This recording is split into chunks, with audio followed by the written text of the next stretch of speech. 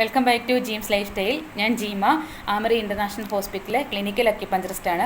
അപ്പം ഞാൻ ഇന്നൊരു പുതിയ അക്യുപ്രഷർ പോയിൻറ്റുമായിട്ടാണ് നിങ്ങളുടെ മുന്നിൽ എത്തിയിരിക്കുന്നത്. അപ്പോൾ അത് എന്താണെന്നും അതിൻ്റെ ബെനിഫിറ്റ്സ് എന്താണെന്നും അത് എങ്ങനെയാണ് യൂസ് ചെയ്യുന്നതും ഞാനിപ്പോൾ നിങ്ങളെ കാണിച്ചു തരാം. ഓക്കെ, അപ്പോൾ നമുക്ക് വീഡിയോയിലേക്ക് പോകാം. അത് നമ്മുടെ കയ്യിലാണ് ചെയ്യുന്നത്. കണ്ടോ, തമ്പ് ഫിംഗറിൻ്റെ നെയിലിൻ്റെ ബേസിൽ, തമ്പ് ഫിംഗറിൻ്റെ നെയിലിൻ്റെ ഈ ഒരു കോർണറിലാണ് ഇത് ചെയ്യുന്നത്. ഇവിടെ നമ്മൾ സ്റ്റിമുലേറ്റ് ചെയ്യുക. മീൻസ് ഇതേപോലെ ഒരു പ്രോബ് വെച്ചിട്ടോ അല്ലെങ്കിൽ ഒരു തീപ്പെട്ടിക്കൊള്ളിയുടെ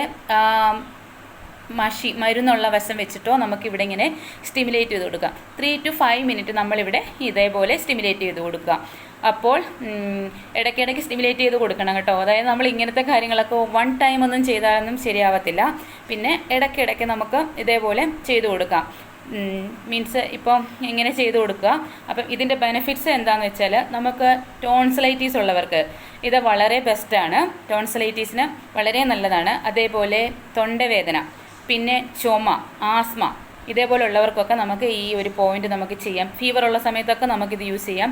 അതേപോലെ തന്നെ ചിലവർക്ക് പെട്ടെന്ന് ഇരിക്കുന്ന ഇരിപ്പിൽ ബോധക്കേട് ഉണ്ടാവാറുണ്ട്. അവർക്ക് നമുക്ക് ഇതേപോലെ ഇത് ചെയ്യാവുന്നതാണ്. ഇങ്ങനെ ചെയ്തു കൊടുക്കാം. പെട്ടെന്ന് ആ ബോധക്ഷയത്തിനൊരു വ്യത്യാസം ഉണ്ടാകും. മീൻസ് പെട്ടെന്ന് ബോധം തെളിയും.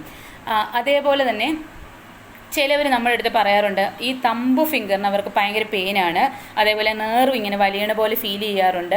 അപ്പോൾ എന്താ ചെയ്യേണ്ടതെന്ന് ചോദിച്ച് നമ്മളുടെ അടുത്ത് വരാറുണ്ട്. അപ്പോൾ അവർക്കും ഈ ഒരു തമ്പ് ഫിംഗറിൻ്റെ ഈ ഒരു കോർണറിൽ ഇവിടെ ഇതേപോലെ നമ്മൾ 3 to 5 മിനിറ്റ് സ്റ്റിമുലേറ്റ് ചെയ്ത് കൊടുക്കുക. അപ്പോൾ നമ്മൾ ഈ പ്രോബൊന്നും ഇല്ലെങ്കിൽ നമ്മൾ കൈകൊണ്ട് തന്നെ ഇങ്ങനെ സ്റ്റിമുലേറ്റ് ചെയ്ത് കൊടുക്കുക. കണ്ട, ഇതേപോലെ നമ്മൾ സ്റ്റിമുലേറ്റ് ചെയ്ത് കൊടുക്കണം.